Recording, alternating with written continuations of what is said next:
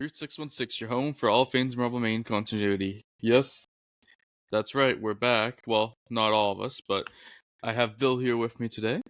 Hello. And unfortunately, Dan couldn't kick out of 3 towards a sickness today, so we don't have Dan with us on our return after a couple weeks, but today should still be quite a bit of fun. You know what? I realized Dan pulled the lottery because it's all Spider-Man and Daredevil today. Yeah, if I hadn't had the same thing he claims to have, I'd assume he was just dodging it. Because we made the mistake of telling him it was all Spider-Man and Daredevil. Yeah, but he probably forgot that also with how many weeks it's been, so. What a lucky guy. Besides the whole being sick thing. This is episode 79, so pretty cool. So yeah, I mean, we already spoiled what we're covering today. It's all Spider-Man and or Daredevil. Only 5 comics today, but they are pretty packed full of stuff. New villains galore on the Daredevil side. So That's right, there's 2 new villains. Yes, 2 new villains. I already mostly forget what happened in the Spider-Man. Actually, in all of them. I read them again 2 weeks ago, but they're pre-Miller Daredevil. So even though these are on the good side, they're not very good. Yeah. Ain't that the truth. We already discussed before we started, but half of our banter for the that we normally do at the start has been taken out of effect because it was Dan related. So I don't really know if we know much. Brian hasn't seen Dune from 2021. No, so I there's haven't no seen point any in of the talking Dune about movies. how awesome that movie is. I didn't even have I watched anything recently. I don't think so. Not really. I saw Godzilla Kong. Oh, did you? No. It's fine. We've got some good monster fights, but yeah, it looks like they leaned into that more. There's absolutely no reason to watch that movie. That's about what I suspected would be the I just case. went to it for something to do. I mean, I guess for all the wrestling fans out there, it is WrestleMania weekend while we're recording this, so. Or for fans of good wrestling, I'm sorry, here goes our viewership, Ryan. Super Card of Honor weekend. Yeah, that was apparently a really good show last night. Mark Briscoe has finished the story before Cody Rhodes. Yeah, and Thriller. I don't know if you heard this. Thriller TV screwed that up. Oh, did they?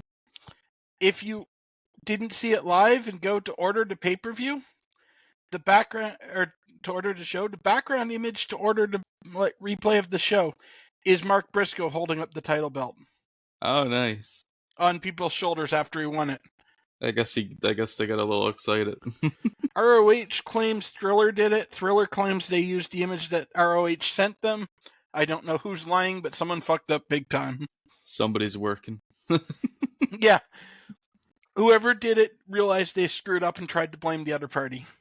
It's kind of funny. I hadn't heard about that.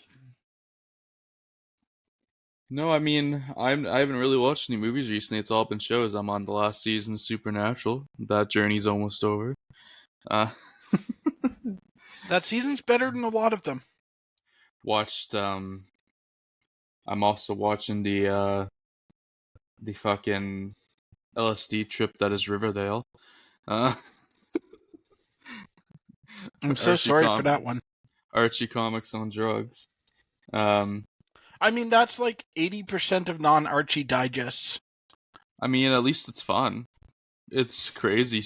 It's crazy shit, but it's fun. That's 80% of Archies that aren't digests. Yeah. The digests are like the normal, repetitive, but wholesome and comforting. Wholesome charm and Archie comic, like 50s romance style comics. Everything else is batshit insane. And I say that as a huge fan of a lot of Archie stuff. Yeah. I mean, Archie versus Predator was still one of my favorite comic series. Archie meets Punisher is a classic too. Yeah. Afterlife of Archie is the modern classic.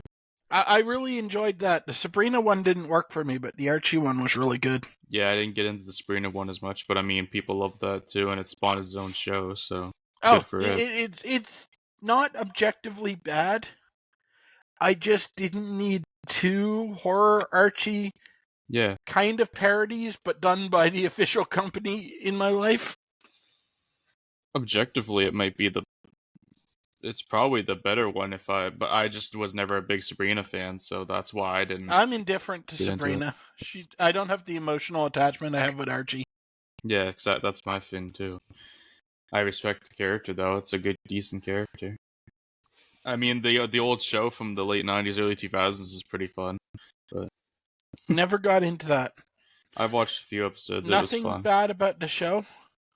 Just never really felt the need to watch it.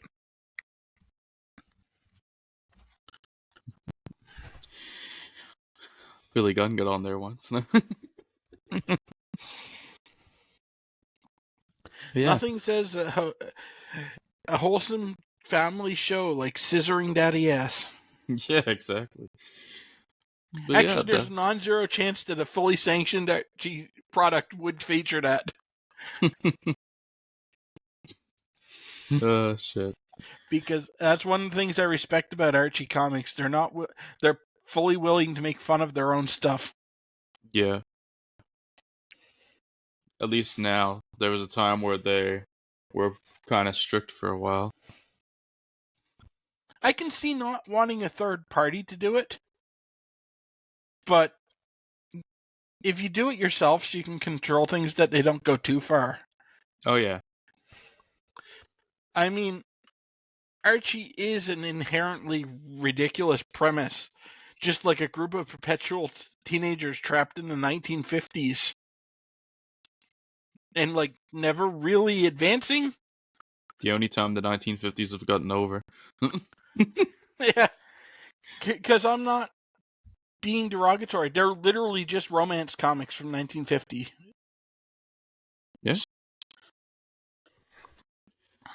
Well, yeah, I mean, this isn't. It's the core of my dichotomy when it comes to reading like Patsy Walker or Millie the Model.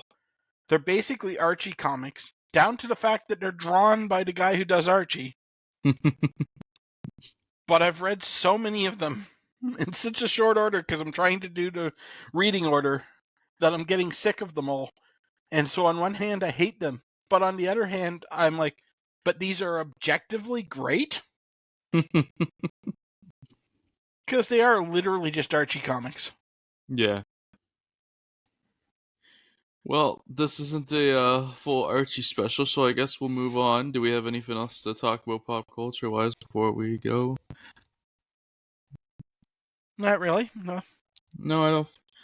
I mean, more castings have been released for Fantastic Four, so that's cool, I I guess. saw a lot of people big mad that a character from 1960s was being added to Silver Surfer to make it woke. Yeah, apparently there is a female Silver Surfer. I assume that's what you're it's talking Shalabal. about. She's introduced the first time you see Silver Surfer. At least the first time you get his backstory. Like, the character's been around since 1966, and I believe in the 80s they made her a surfer. And I knew people were going to be upset about that when I so saw did the I, news. and I was rooting for them to do it. Because I'm pretty sure Norin's going to make an appearance. Oh yeah, he was cast too. I just forget who was cast as him. Yeah, so it's literally just people that don't know anything about the comics being mad about the comics. Yeah. So I mean, realistically, with the lineup and this is the Fantastic Four's best shot at actually having a good movie. So I am hoping that it works out. I Hopefully still they think can it's pull it going to together. suck, but not for any of the reasons they think. I just don't think Fantastic Four make a good movie team. Marvel has been garnering back some good faith right now because apparently X-Men '97 has been awesome. So It is. I've heard it's awesome, but it's not even MCU hasn't been good since Infinity War Endgame thing. It's just I don't think Fantastic Four work for a movie. I'm afraid the big executives are now going to learn the wrong lesson from X-Men 97, and instead of seeing how putting your resources together to just make a really good product, a really good show,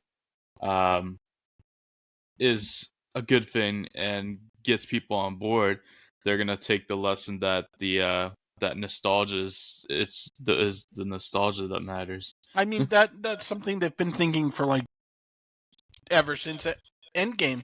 Because Yeah. Endgame was all fan service to people that had watched the first 10 years of the MCU. And it was good there, but people loved it. And so they just started sticking in fan service references into everything. But, on the subject of people being mad over stupid things, did you see the MCU April Fool's Day thing that got everyone mad? No, I didn't. They put out an article on April Fool's Day saying that they had to delay the release of Deadpool 3 because their parents' focus group got really mad about all the risky stuff, and so they had to make it like appropriate for children. That's actually pretty good. And people forgot what day it was and got really mad about Deadpool's supposed to be raunchy. That's pretty good.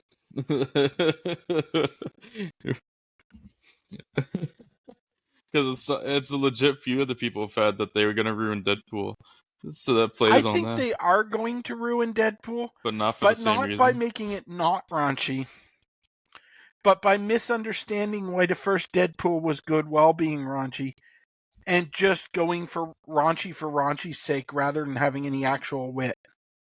Yeah, without having the other substance that makes Yeah, the heart's going to be Deadpool gone, and good. it's just going to be, haha, he said dick on an MCU movie. We'll see how it plays out, though. I am excited. It's got potential to be a fun affair, but who knows these days? I'm still so behind on Marvel stuff, so I gotta get caught up. I still haven't seen anything to make me want to jump back on board. I've only Like, what watched. they're putting out, for the most part, isn't that bad. I saw the Marvels, and I enjoyed it. It was fun, but would I feel like I was missing out if I didn't see it? God, no. It The only was thing, a fun romp that ultimately was completely meaningless. yeah. Still the only things I've seen since Endgame have been Black Widow and then Spider-Man: No Way Home. So the only stuff that's worth watching since Black Widow, or since Pretty much. Endgame. Pretty much, yeah. I might check out the Daredevil show when they bring that back, because I loved That now that they reset that whole thing, it's probably gonna be awesome because it I looks like loved they're it, approaching it and the right way honestly, now. I can't remember what it's called, but the show about the disabled lady in that universe. Oh, Echo. Yeah, Echo, with bringing back Vincent D'Onofrio. I always struggle with that name. Yeah. As Kingpin. Well, he came back in Hawkeye first I or know he whatever, came back in Hawkeye, but which like was this is apparently a like fun show firmly too. in the Netflix Oh yeah, universe. And it looks really good. I might check that out. I heard good things about that one. That was the newest fin that I actually heard some good stuff about. Yeah. The grounded stuff, they're learning again that you can be grounded and do some good shit. It's actually better because not everything's trying to be Thor 2. Or Thor 3, rather. You should have that diversity in your storytelling. Yeah, when the MCU was at its best, they did different things. They had, like, the spy thriller with Winter Soldier. And Shield, even the show, Yeah. Agent Shield show. I tend to forget that's actually MCU. Well, I mean, it is, but it's not like it was like heavily. I mean, It's not heavily tied in. They had big tie-in moments, but it wasn't like every episode they were reminding you. Yeah, and the tie-in moments mattered for the show, but not not the actual movies. Movies. Like I never watched Agent of Shield while I was watching most of the MCU, and I never realized I was missing anything. And then when I did watch Shield, it was all kind of like cool added context. Yeah, pretty much what it is. You get your spy thriller, team-based one with that. More focused on support and cast. You get your grounded heroes with your Netflix characters that are now getting transitioned to actually being fully supported as MCU products as well. You get your you can do the big you can do the big fill in big huge stories and make them good too. They've just been struggling with that. You could also do if they actually wanted to and try, they probably could even do multiverse stuff that actually did matter and was good. But Yeah, they because the have multiverse isn't bad in itself. What's bad is they tried to make everything feel like Ragnarok. And they didn't have any stakes because they didn't set up like a new overarching threat because they wanted to pull surprise, it's the Skrulls down the road. And so they didn't like from the first Avengers, you've seen Thanos. If you read the comics, you know who Thanos is. yeah. Here it's just meaningless villains of the week, and I know they were planning on the big reveal of, oh, it was all Skrull related. But you're not giving people the thread in the moment.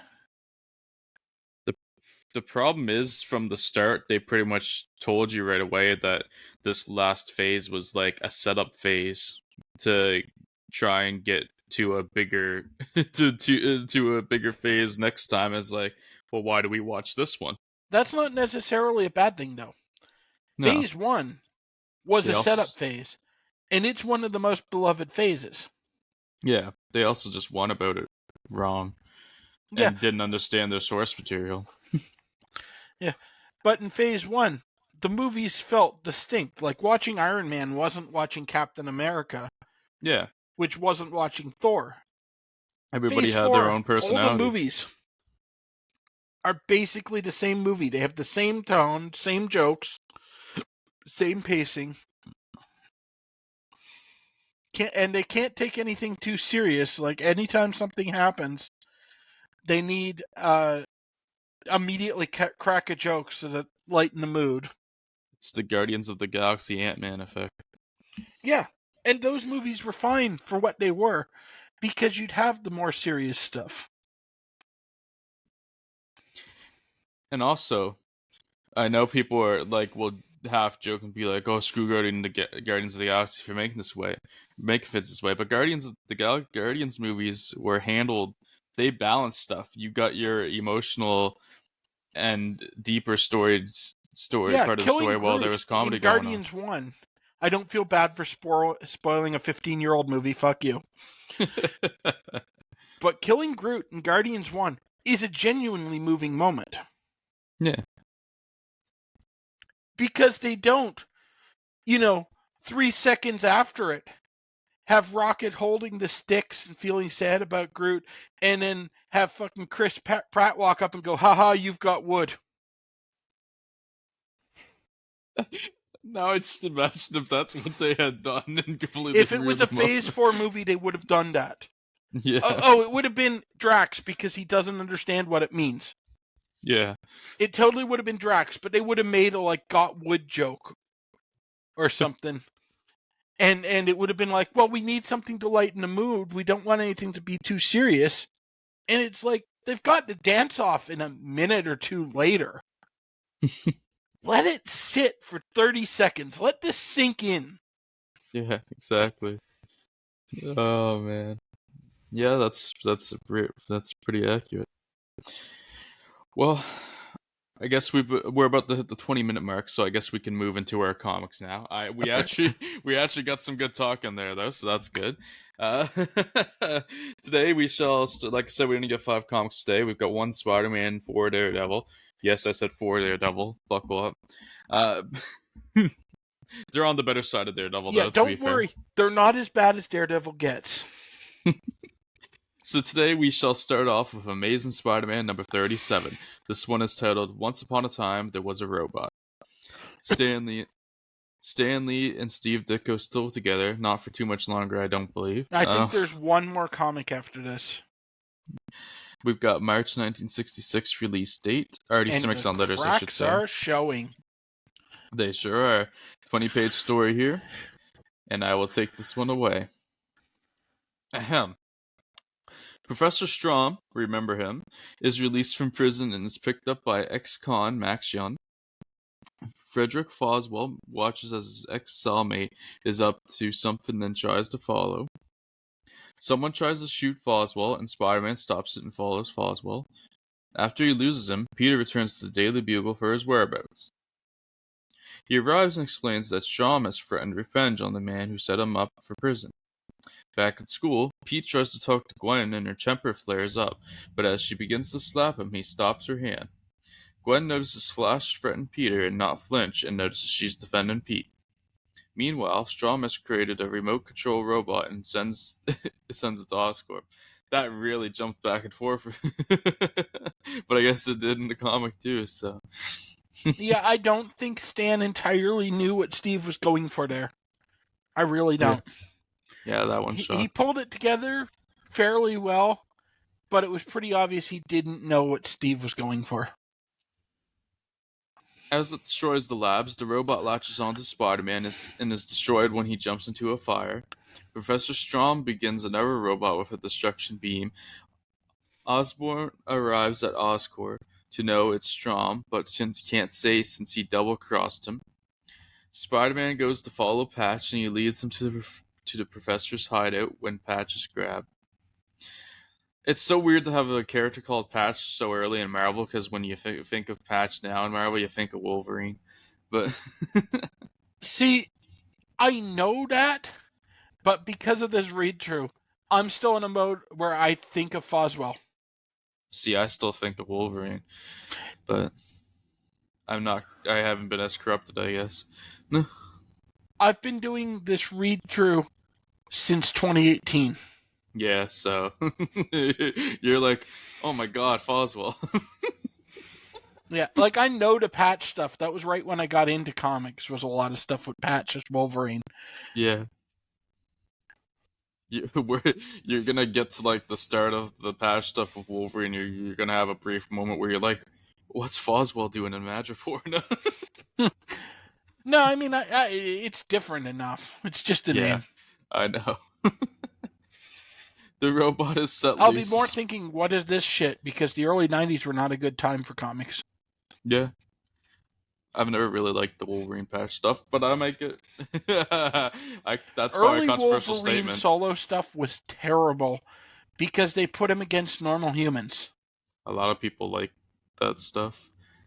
I mean, it's cool for a couple issues, but it's the Punisher War Journal stuff. Like, problem, they're just fighting people, and it's too easy. It's just kind of like tough guy, wish fulfillment, be a stoic badass and murder a lot of people, rather than like in-depth storytelling. And I'll stand by that opinion.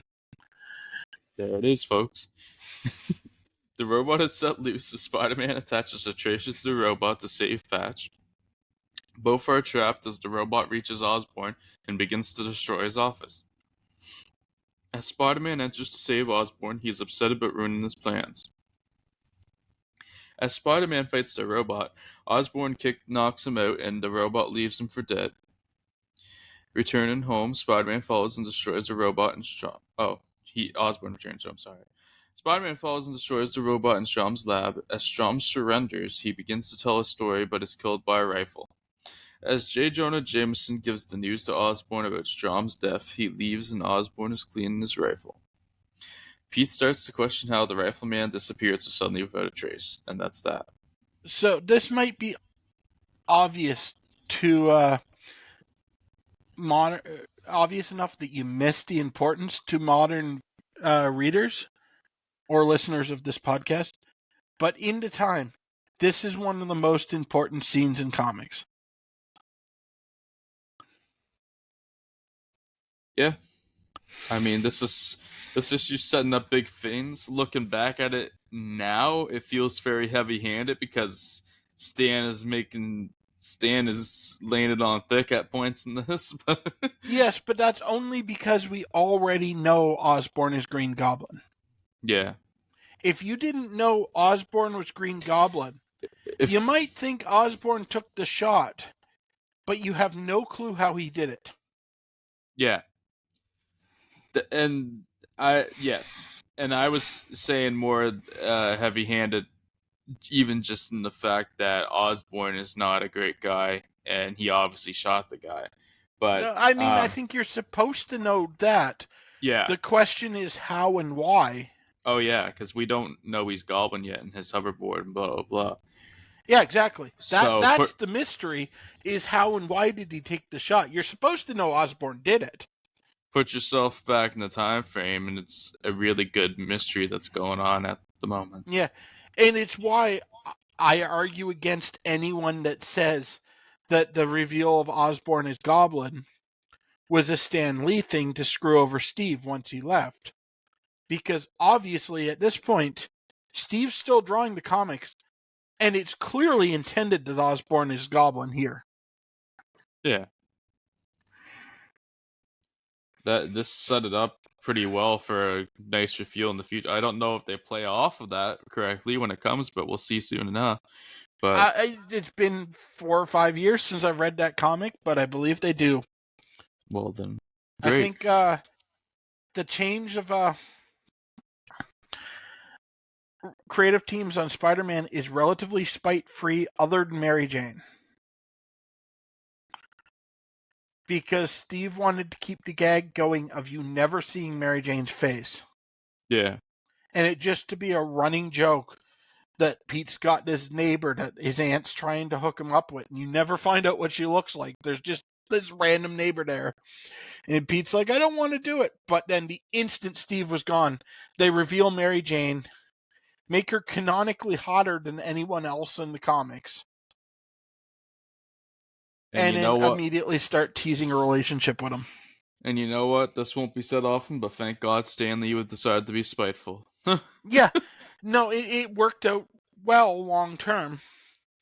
But even then, I don't think the spite was necessary, because for like another 90 issues, Pete's dating Gwen. Yeah. They could very easily have introduced a new love interest during or after that time and had it just as good as Mary Jane.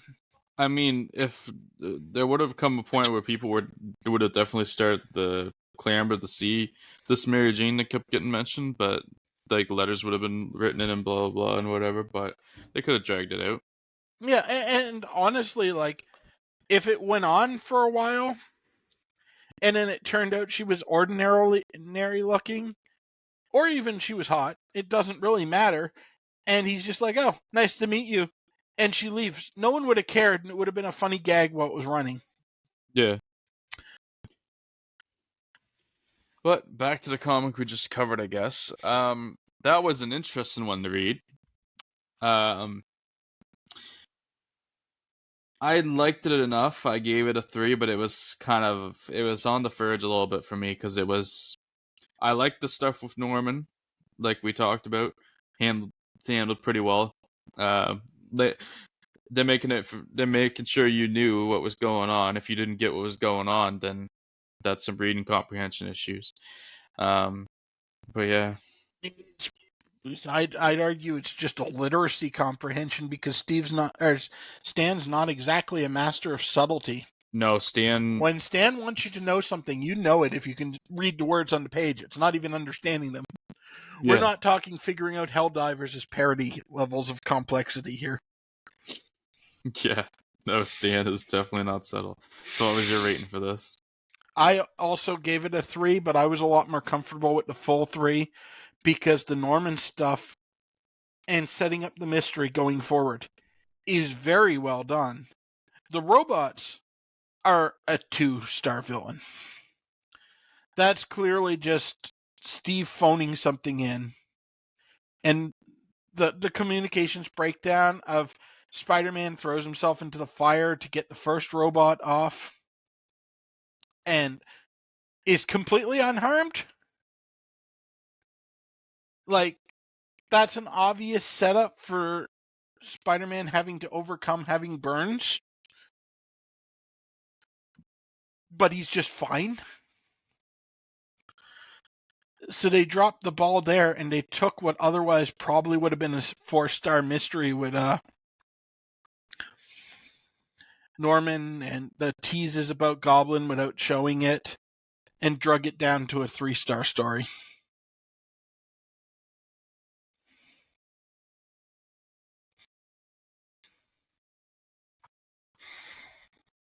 And Ryan has left, so I guess it falls to me to have to talk. Thought it was suspiciously quiet. There they are.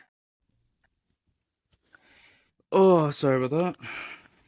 No worries, I just realized it was awful quiet all of a sudden, so it's filling dead air. Yeah, I had an interruption. I tried to take care of as fast as possible. But yeah. Yeah, no, you were definitely more comfortable in year 3 than I was. Yeah, well, like I was saying while you were away, it would have been a 4 probably for the Goblin stuff if it wasn't for the shitty robots. Yeah. And the very obvious communications breakdowns between Stan and Steve where stuff just doesn't make sense. The Strom stuff isn't all that great. And, yeah, and the one I was citing, I don't know how much you heard before you walked away because I was looking at my rating screen where Pete threw himself into the fire to get the robot off him and then is completely unharmed and like doesn't have a single burn. You know Steve was going for a setup where he's at a disadvantage against the other robot because he's got burns. Yeah. That didn't play out quite how Steve probably laid it out, but oh well. Still and a I blame solid. Steve just as much as Stan for that because both of them were being immature and not talking to each other. Yeah. That's true. Well, let us move on to our next comic, which shall be Daredevil number 16. This More one's titled, Spider-Man, but worse. yeah. Which is weird because it's literally the best Spider-Man team. That's a fair point. It's just the power of Murdoch. This one's titled Enter Spider-Man. We've got Stanley writing, John Romita Sr. on art, who debuted for the Classic Kazar arc, of course. Yes, and here, this is literally a test because Stan knows things are going south with Steve. So he's testing who can do Spider-Man well for when he inevitably has to keep making Spider-Man with a different person on creative. Inks by Frank Giacola, John Romita Sr. on the cover. That's not theories or so. This has been confirmed in subsequent interviews that this was Romita's test to take over Spider-Man when Steve inevitably left. That's not shocking. And he does a great job. He passes with flying colors. He draws Spider-Man well. I'm not going to say he does a great job on these issues. They're mid. Yeah. Well, he's working with some pretty major handicaps. Yeah, I don't know if that's really being shackled with the Daredevil status quo of the time during Foggy's identity crisis.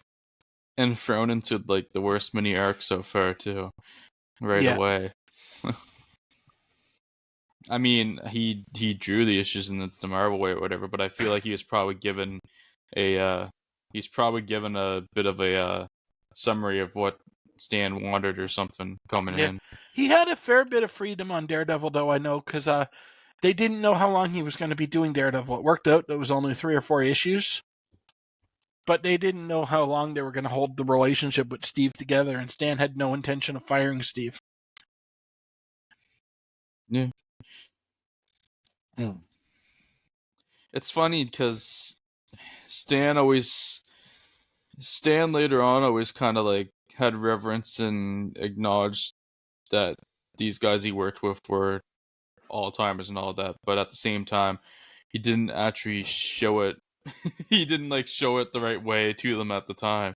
Stan mellowed quite a bit as he aged. Yeah. Like back in this time, he was a massive asshole. Yeah. But as he got older, he mellowed out and he started giving credit where credit was due and not being all it was all me, everything good and everything bad was you guys and stuff.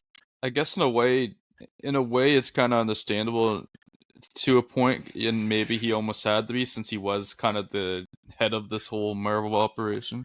Yeah, But and still, a lot of it was just the credit and power went to his head because yeah, he got thrust into being pretty much the most important person at Marvel at a very young age because literally he got his start because he wasn't old enough to go fight in World War II yeah, when all the like main creators got drafted and had to go to war. Stan was like 17 or yeah. He's 16, 16, I think. and so he was too young to go to war for another year or two. And during that time, he was writing 90% of the stuff at Marvel. And so he came in, he had a pretty healthy, this company exists because of me on him. And it took him more or less forcefully being removed from the front lines for a while and the company keeping chugging along for him to be able to self-reflect and look at the company and be like, no, it's still going strong and just as good without it being all me. It wasn't all me. And then he started giving other people credit because I don't think Stan was a bad guy. He was just kind of an asshole. Yeah, yeah. Uh, shit. Yeah. So let's get back to Daredevil, I suppose. I already sent some letters for this one. We've got March 1966 release date, 20-page story, and let's enter this one like Spider-Man. Dan's As not fo- here. No one's entering Spider-Man. As Foggy, Matt, and Karen watch news footage of Spider-Man's battle against the Masked Marauder, the other new villain that Bill forgot about. It's not that I forgot about Masked Marauder. I forgot they were introduced here because Masked Marauder is quite prominent in Daredevil for quite a few years now. And I forgot this was the start of it. Fair enough. The discussion turns to where Daredevil has been in each person's opinion of the masked hero. Meanwhile, the Masked Marauder is organizing his next plot, having his men dress up in Daredevil costumes, hoping to have them trick Spider-Man into attacking the real Daredevil while they plan their next heist. Yes, this does work, by the way. The trick works, and while Spider-Man is occupied fighting Daredevil, the Masked Marauder and his men steal the plans for the XB-390 engine. As they make their getaway, Daredevil manages to subdue Spider-Man and make an escape of his own. Didn't they use this exact plot in Ant-Man? Is that why it felt familiar? Yeah, I think it was Ant-Man where they distracted all the police to go to one side of the town within a superhero fight. I think it literally was against Spider-Man. And then they robbed the other side. Damn. I think you're right. I was wondering why this felt so familiar when I was reading it, but I couldn't place it. I also have really blocked all the Ant-Man and Giant-Mans out of my head, so... Yeah, I didn't pick it up the first time. I got it on my second read through. I'm like, I could have sworn this was an Ant-Man story. That's Carry on crazy. with the summary. I'm going to try to find that issue. The next day, when Spider-Man, as Peter Parker, reports at the Daily Bugle, he learns of the robbery and so goes out as Spider-Man, thinking that Daredevil was still involved in the heist. Web swinging across the city, Spider-Man's spider sense detects Daredevil in the vicinity. When he looks in their window, he sees Foggy, Karen, and Matt, and deduces that only Foggy Nelson could possibly be Daredevil, and so he busts and grabs Foggy, the man, and answers. Yes, Spider-Man does enableism. He sure does. He, he looks in that room, he's like... he pretty much is like, well, it can't be the girl. It can't be that bitch. He's I mean, like, that makes sense because Daredevil does not have tits. definitely. I Actually, mean that that. should rule out Foggy, too. Well, the thing is, he does think, well, can it really be Foggy? He thinks about if it can be Foggy because Foggy's so fucking fat, but he lands on Yeah, coincidentally, they never draw Foggy fat. yeah, he lands on Foggy because of the whole blind thing with Matt, so he just goes right back to Foggy.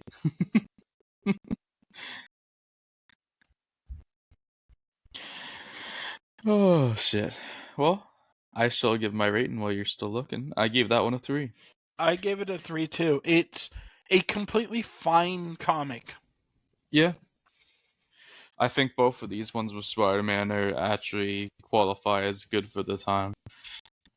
Yeah, they're not Spider-Man good. No. But they're... Spider-Man hasn't necessarily been Spider-Man good for the last little bit, though, so... Besides the even there, Doc it's slightly above average, even with the problems. Yeah. That's just how good Spider-Man is, and the supporting cast, isn't the school stuff helps. Well, that's the big thing, that Spider-Man actually has a supporting cast. Believe it or not, Karen and Foggy aren't helping that much at this point. It's not the Netflix show. They're not. They're not adding. Well, they don't do anything. Is the They don't problem? take away either. Technically, they They're add just there. a little. Yeah. Really, we don't list Hank Pym under Ant-Man?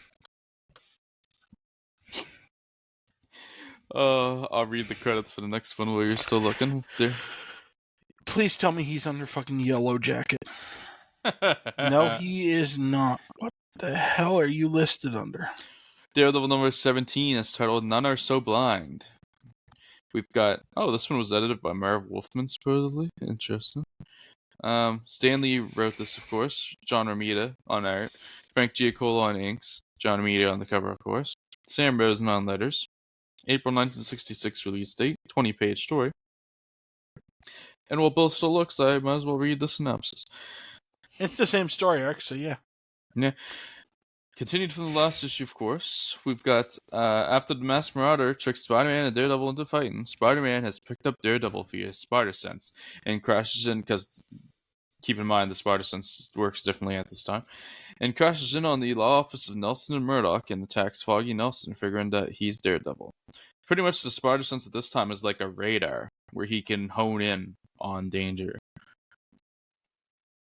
On certain, and he can kind of, Spider he can Sense get is specific Deus too. Ex Machina at this point. Yeah. That's just kind of the basis of... That's the main usage of it right now, but it's just whatever they need it for, too. Matt and Karen convinced Spider-Man that Foggy couldn't be Daredevil, and Spider-Man, they were like, yeah, look at this guy, he's fucking fat. All right.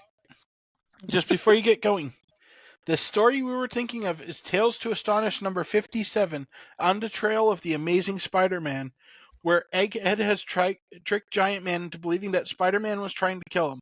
With both heroes distracted, Egghead is free to pull off a heist of an armored bank truck. Golly gee, I'm glad you got that one figured out. That's why it felt so familiar, though. Yeah, because it's literally the same story, just stretched over 2 issues and with a slightly worse hosting hero. I mean, I'll give them credit. They technically made it a little better the second go around. They did make it slightly better, but they also made both Spider-Man and Daredevil dumber than Hank and Spider-Man were back then. True. Pete especially should have been like, wait a minute, this has happened before. Stan wrote both comics. He's just That's not really an argument for remembering what happened. No, Stan. The editor notes in these show them they have no clue what they've done half the time when they've done it either. So I take those as them trying to be funny. When they're like, we don't remember what issue we did it in, why don't you tell us? I think it's 50-50. I think it's sometimes they know when, sometimes they legit don't know, and sometimes they're being funny. Either one is plausible. I've interpreted that as them trying to be smart Alex, because they like to do that. It's the same thing as like, wow, it sure is wacky what happens when we don't supervise Stan and he writes you this shit comic that we're still going to put out and charge you for. Well, sometimes you can tell it's definitely a joke, because they'll joke that they don't know when, and then later they do actually feel like, oh, we figured it was this issue. But then sometimes they fall on, or like, oh, it happened in one of these issues, and then leave it at that. So I think it's 50-50. That's very plausible. Oh shit, let's get back to the synopsis. Of course, Foggy couldn't be Daredevil, and Spider-Man then flees the scene, realizing that he made a mistake. However, afterwards, Foggy plays up the situation like an idiot by not denying that he's Daredevil to hopefully win over Karen, and soon leaves the office. The problem here is the one he's trying to impress isn't the blind one. Daredevil wears spandex. Despite what the art may tell you, Foggy is canonically very fat at this period of time. This arc is really not good for Foggy. It makes him really frustrated and annoying. When Matt is left alone, he changes into Daredevil and swings over to the makers of the XV390 plans that the Marauder stole. Overhearing the plans, he learns that without the formula, the plans are useless. Getting an idea, Daredevil then travels to the Daily Bugle and convinces J. Jonah Jameson to help him with a news report, playing up Jameson's natural hatred of Spider-Man, which is the smartest thing that's happened in this arc, by the way. This is why I wanted Dan to be here for this, because it gives Jonah a chance to mess everything up. When the Bugle reports this on national... Excuse me. When the Bugle reports this on national television, the Marauder and Spider-Man, in the civilian guise of Peter Parker, learn the truth and both head towards the location to get the formula. The Marauder tries to steal it and Spider-Man to stop him. Daredevil intercepts Spider-Man along the way, and after a brief battle, the two decide to work together to stop the Marauder. When the Marauder attacks the location of the formula, the two heroes work together to stop the Marauder and his men and destroy the Marauder's blimp. Afterwards, Karen shows up on the scene to find Foggy on site, who once again doesn't deny that he's not Daredevil. However, he is unaware that somebody who was planning revenge on Daredevil overheard him. Well, the real Daredevil, with his mission accomplished, returns to the office and resumes his Matt Murdock identity, and loses himself in the reflection of his battle with the Marauder, adventure with Spider-Man, and Foggy's current attempt to win Karen's affections. That was another Daredevil, another 3 for this one. Yeah, this one got another 3, but it was straining a lot more to get it. Yeah. Through frustrations. See, the worst thing about the Foggy thing is they dragged the Foggy thing out, so this is the first time he's acting that way, so you can kind of forgive it more. Yeah, I didn't have a problem with the Foggy thing as long as he was just hinting to Karen that he was Daredevil. That's skeevy, but it's 1966. Yeah. Lying to women to impress them is socially acceptable at the time. And it's a fairly common trope in media for you to claim to be someone you're not and then it to blow up comedically. Yeah.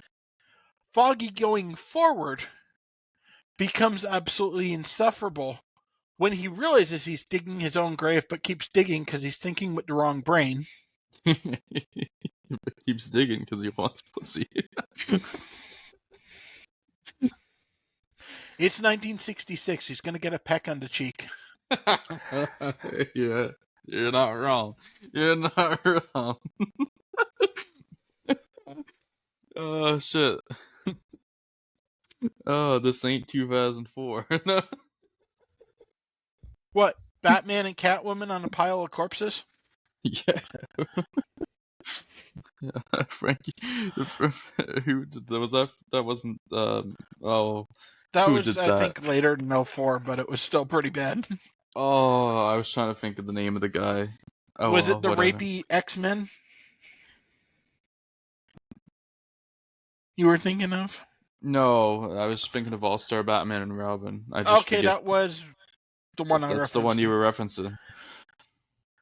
I think those were the same author, actually, that did both Batman and Catwoman on a pile of corpses and Angel and I forget who. No, they're two different guys. But she was definitely underage in the sky. Yeah, it's two different. Over their parents. That's two different people. Wow, that was a bad decade for... Yes. The 2000s were an interesting time in comics. You had some really awesome stuff, and then you had some really fucked up shit. Frank Miller. I was going to say Frank Miller, but I didn't want to be wrong. Okay. Oh, God, Frank Miller did that? Yeah, All-Star Batman and Robin. I feel really bad for being excited for Frank Miller's run on Daredevil now. I know his Daredevil run is phenomenal, but it feels a little tainted now. Yeah, he's had his weird times. Actually, I know Frank Miller is actually a pretty bad person in a lot of ways. Yeah. The guy that did the really bad X-Men run, the infamously bad X-Men run, was named Chuck Austin. I knew that off the top of my head. It was Chuck Austin. For some reason, I thought he had done that particular All-Star Batman and Robin too. Anyways, because I mean, the main thing known about Chuck Austin's running comics is weird sexual moments. yeah, that's for sure. We shall move on and get through these last two Daredevils, with Daredevil number 18 coming first. This one's titled There Shall Come a Gladiator, and boy will it excite Bill. We've got Stan Lee. Oh, Dennis O'Neil helped write, apparently. We've got... That might explain some stuff. Stan did an overview and then dumped it on Dennis. Nah. Art by That's John why Romita. It's wordier than usual. Makes sense now. Inks by Frank G. I don't really look at these credits while I'm actually reading these things. I always read the credits when I read the comic. Frank Giacola on inks. John Romita doing the cover, of course. Sam Rosen is in it. I will say it's a pretty solid cover. Letters by Sam Rosen. May 1966 release date, 20-page story, and Bill will take this away. All right. In order to continue tricking Karen Page into thinking that he is Daredevil and win her affections, Foggy Nelson has shown up at the costume shop where he meets its temperamental owner. Wow, run-on sentence much? This is not a new sentence. He asks the man to make a Daredevil costume in his size. Taking Foggy's measurements, the costume maker sends Foggy out to come back for the costume later. After Foggy leaves, we learn that the man hates costumed heroes because they are swaggering braggarts. Thinking that anyone can be a hero or villain, the costume maker now feels ready to prove his theory. Meanwhile, after some exercise at home, Matt Murdock shows up for work to find that Foggy is still pretending to be Daredevil, which worries him. That night, Foggy picks up his costume, and the costume maker, picking up on Foggy wanting to impress a woman, through the incredible subtle method of Foggy saying he wants to impress a woman, offers to help him put on a mock battle in his Daredevil costume as a new costumed villain. Foggy eagerly agrees and then tries out his new costume at home, not knowing that the real Daredevil has been watching him the whole time. Perv. As Foggy takes Karen out on a date, little knowing they're being followed by Daredevil, the costume maker has made his own costume in an attempt to be a real villain, dubbing himself the Gladiator. He goes out to the designated meeting place for their battle. When Foggy puts on his Daredevil costume and fights the Gladiator, he soon realizes that the Gladiator is playing for keeps.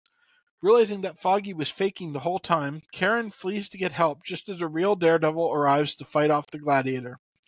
When Karen gets to their office, she faints in front of their landlord and is rushed to a hospital. While back at the pier, Daredevil leaves the scene after the foe is defeated, leaving Foggy to explain the situation to the police. When Foggy realizes that Karen isn't there, he realizes that maybe she figured out his whole story was a lie. Meanwhile, Matt finds out that Karen has been taken to a hospital where he goes to find that she's being treated for exhaustion. And that's the end. Okay, so no Spider-Man, no third star for me. This is a 2-star for me. I did not like this as much. This one got a 3, although Foggy was really trying to pull it down to a 2 for me. Yeah, that was one of my main reasons, because I did not like Foggy for the rest of this stretch. Foggy is infuriating here. Yes. Which is unfortunate, because Foggy's generally the most likable thing about Daredevil. Yeah. Like, they did an excellent job with him in the Netflix series in capturing what Foggy should be.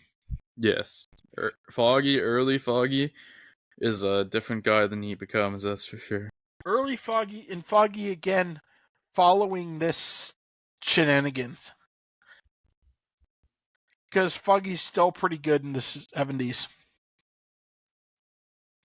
But however, the thing that saved this was Gladiator, who is just a villain I find hilarious.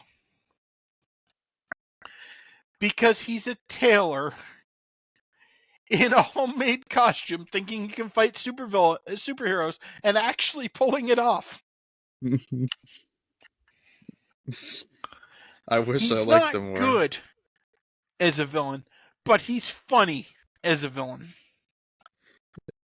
And I always enjoy it when he shows up. Yeah. It is pretty funny, to be fair. He had potential to be a fun character. It just doesn't work for me like it does for you.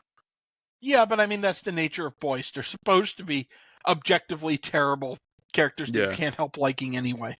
Yeah, exactly. Bill's boy, a new boy has been unlocked. Yeah, Gladiator is absolutely a boy. For those who don't know what we're talking about, it's a reference to the old school wrestling podcast where they have wrestlers they refer to as boys who are wrestlers who never accomplished anything and are generally considered to not be very good, but people inexplicably like anyway. So we have comic book boys. Yes. Now let's get to the last comic of the day, which is Daredevil number 19. This one's titled Alone Against the Underworld. Stanley writes this, John Romita is on art, Frank Giacola on inks, John Romita on the cover. My least favorite cover of the day, I think. June 1960. Yes, this is a bad cover. It's way too muddled. Yes. June 1966 release, day 20 page story, and Bill will also take this one.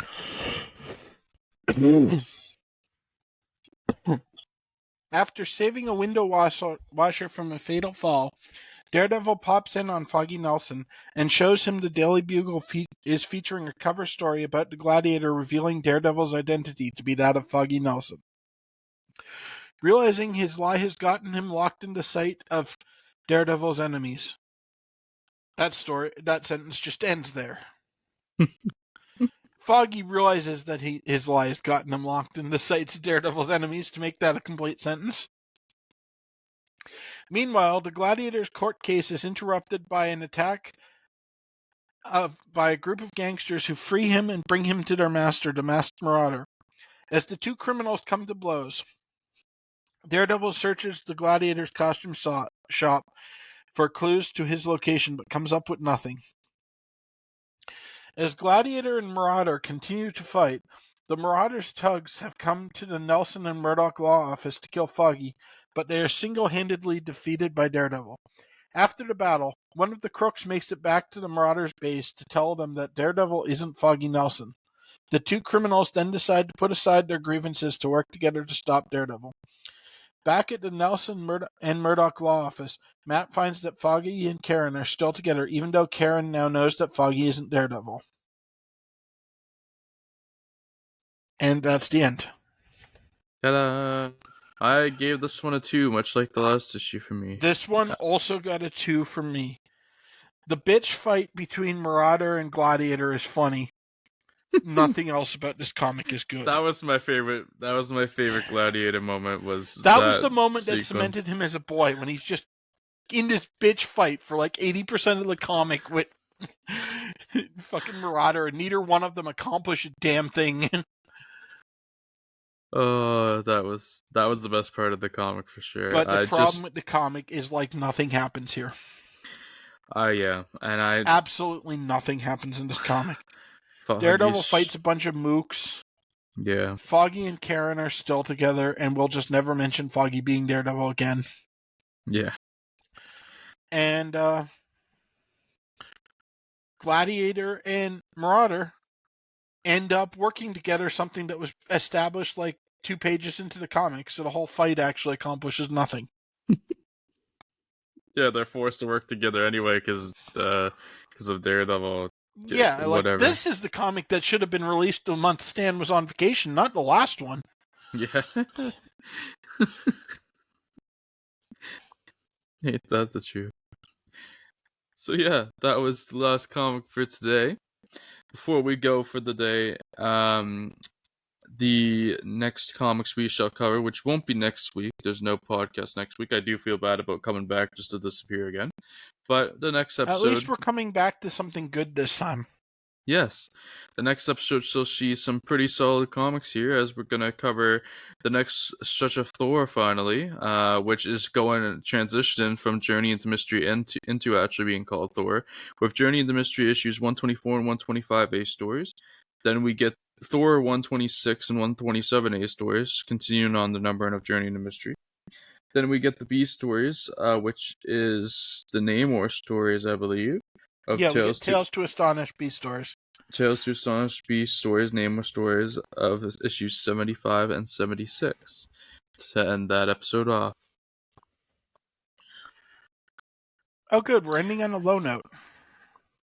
Yeah, I didn't really. Oh no, these aren't. Never mind. These aren't the Namor stories. These are the Hulk stories. They're the Hawk ones? Okay.